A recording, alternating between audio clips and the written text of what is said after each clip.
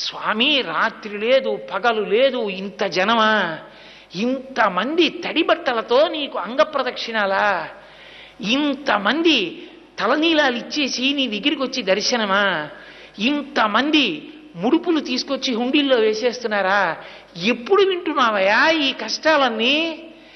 కళ్ళందుకే ఇలా నామాలు పెట్టేసుకుని నిద్రాముద్రాం నిఖిల జగతి రక్షణే జాగరూకం అని దక్షిణాయనంలో పడుకున్నవాడు ఆంతరంగంలోకి చూసినట్టు వచ్చే వాళ్ళ మనస్సులు చూస్తాడు.